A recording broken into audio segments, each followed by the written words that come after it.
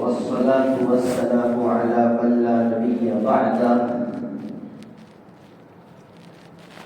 محمد وآله وأصحابه أجمعين. أما بعد فأعوذ بالله من الشيطان الرجيم. بسم الله الرحمن الرحيم.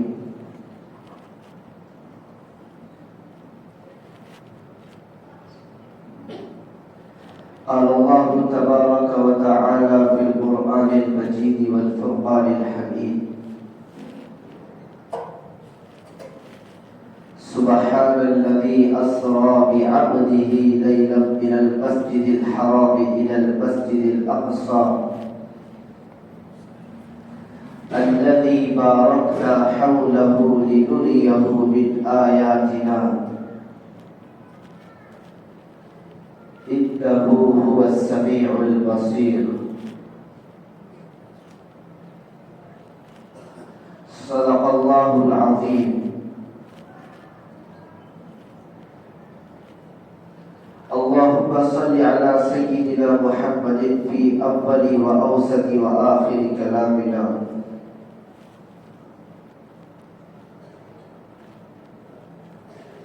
میرے نہایت محترم بزرگوں، عزیزوں اور نوجوان ساتھیوں،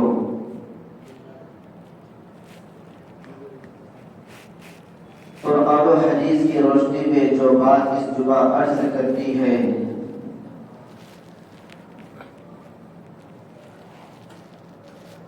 وہ ہے معراج کا واقعہ۔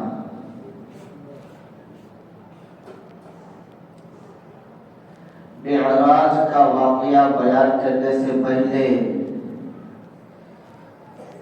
اتنا جان لینا ضروری سمجھتے ہیں کہ معراج کا واقعہ نبی پاک صلی اللہ علیہ وسلم کو کب پیش آیا۔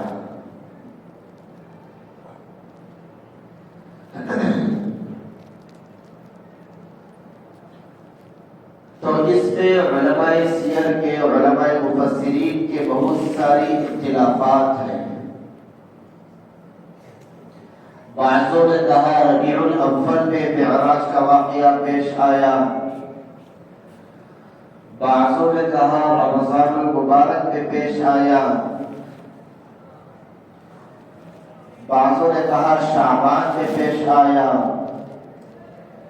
بہرحال علماء کرام کی زیادہ رائے اور زیادہ علماء کرام کس طرف متوجہ ہوئے اور کس بات کو زیادہ علماء کرام اور مفسرین نے پسند کیا ہے وہ ہے رجب المرجب کی 27ویں تاریخ کو۔ معراج کا واقعہ رجب المرجب کی 27ویں تاریخ کو پیش آیا ہے۔ اکثر مفسرین اور اکثر علماء سیر کے اسی بات پر علماء سیر نے اتفاق کیا ہے۔ تو چونکہ آج رجب المرجب کی 16ویں تاریخ ہے، اس لیے انشاءاللہ ایک دو جمعہ معراج کے واقعے کو پیش کیا جائے گا۔ معراج اصل میں کس کو کہتے ہیں؟ معراج عروج سے نکلا ہے، عربی کا لفظ ہے معراج۔ یہ معراج عروج سے نکلا ہے، اس کا معنی چڑھنے کے آتے ہیں، اوپر چڑھنے کے۔ حدیث شریف میں آتا ہے عرج بی، مجھ کو اوپر چڑھایا گیا۔ اور اسی معراج کا دوسرا نام ہے اسراء۔ اسراء بھی اس کو کہتے ہیں۔ علماء کرام نے اس کی اصطلاح اور اس کی تطبیق کی ہے کہ اس میں دو سیر ہوئے ہیں، دو سفر ہوئے ہیں۔ ایک سفر زمینی سفر ہے اور ایک سفر آسمانی سفر ہے۔ زمینی سفر کہاں سے کہاں تک؟ زمینی سفر موجودہ قبلہ یعنی مکہ المکرمہ سے سابقہ قبلہ، یعنی اس سے پہلے جو قبلہ تھا بیت المقدس تک یہ زمینی سفر ہوا۔ مکہ المکرمہ سے مسجد اقصی بیت المقدس تک کا سفر یہ زمینی سفر، اور آسمانی سفر بیت المقدس سے عرش معلی تک کا سفر ہے۔ اور معراج اور اسراء دونوں ناموں سے یاد کیا جاتا ہے۔ اب معراج کا واقعہ کیوں پیش آیا، اللہ تعالیٰ کو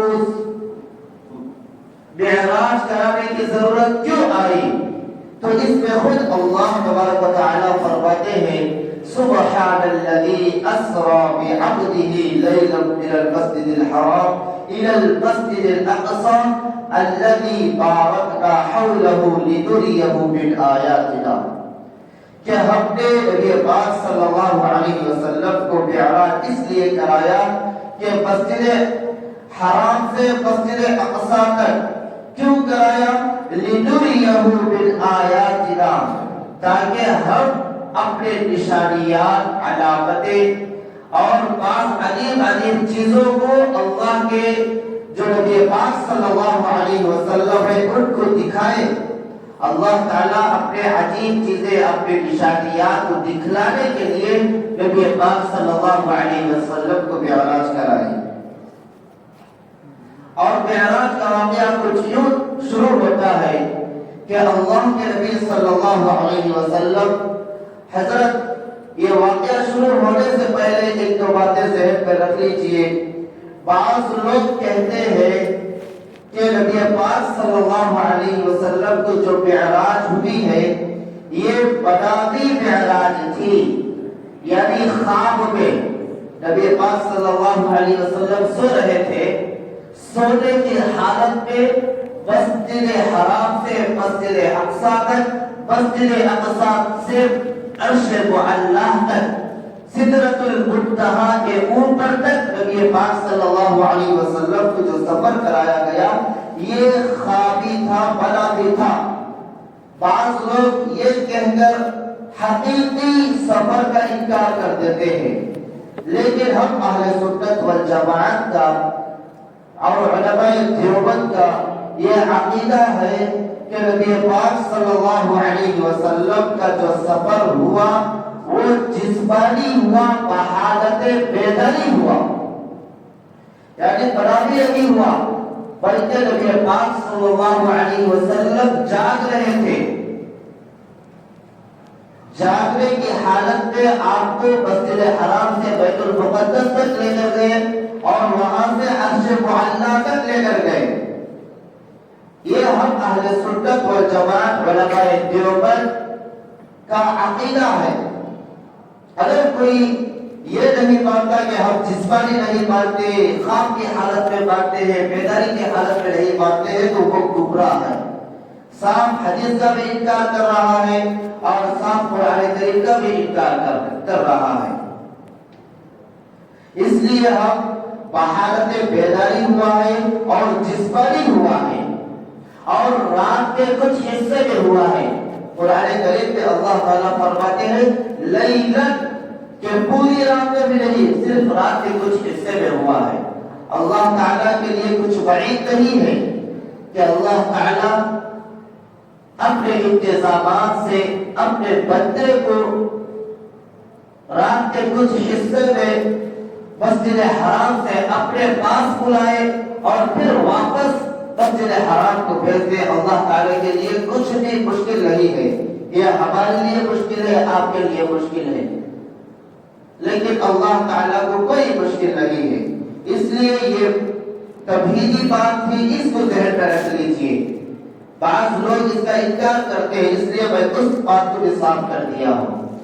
اب معراج کا واقعہ کچھ اس طرح شروع ہوا۔ نبی پاک صلی اللہ علیہ وسلم حضرت ام ہانی رضی اللہ عنہا کے گھر میں آرام فرما رہے تھے، سو رہے تھے بستر کے اوپر سے اچانک حضرت جبرائیل علیہ السلام کے ساتھ چند فرشتے چھت پھٹی چھت کے اوپر سے اتر کر نبی پاک صلی اللہ علیہ وسلم کو حضرت ام ہانی رضی اللہ عنہا کے گھر سے بیت اللہ میں لے کر گئے.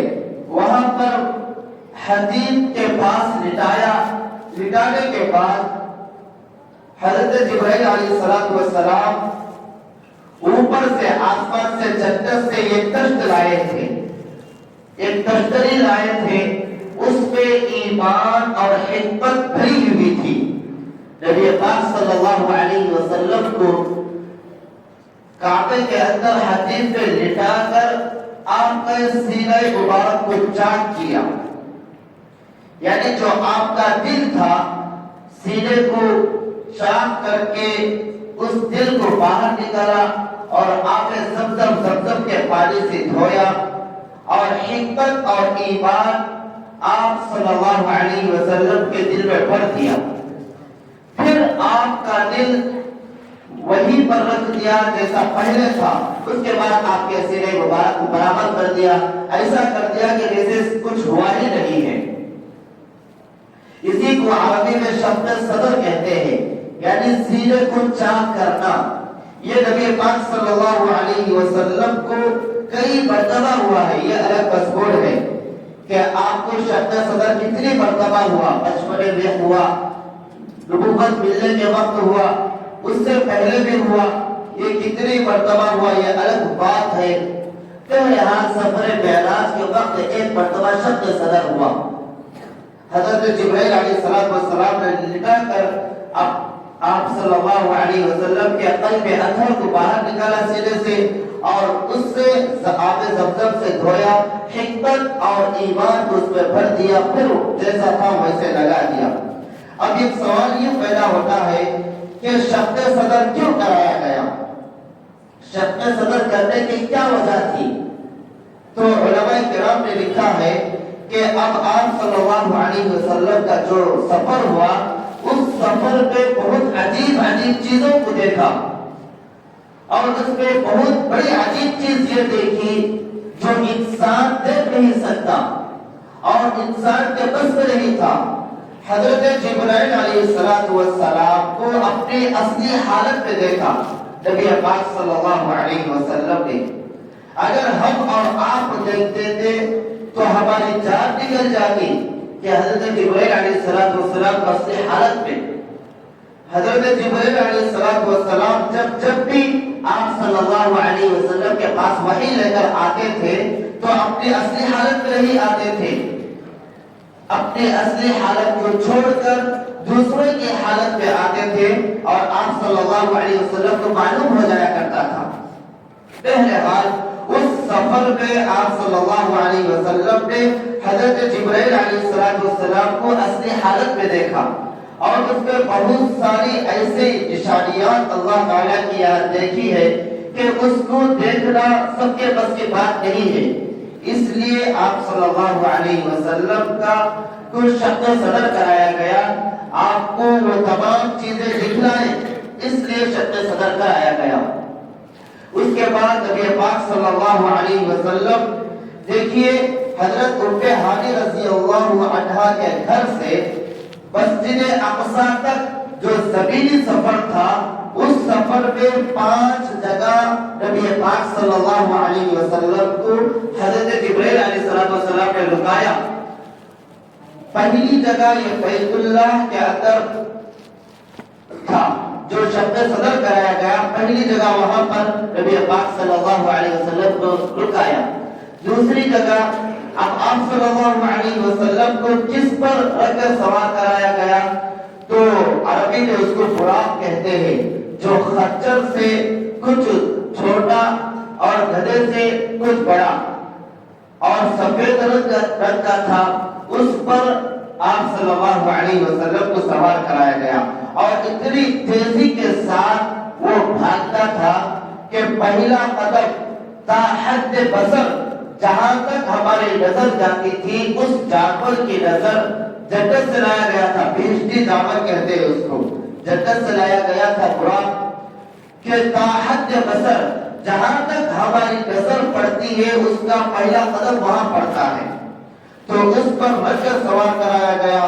اس کے بعد بیت اللہ سے نبی پاک صلی اللہ علیہ وسلم کا جب سفر شروع ہوا تو آپ صلی اللہ علیہ وسلم جب پہلی مرتبہ براق پر بیٹھے، پیچھے حضرت جبرائیل علیہ السلام آپ کے ردیف بن کر بیٹھے، جو پیچھے بیٹھنے والے اس کو عربی میں ردیف کہتے ہیں۔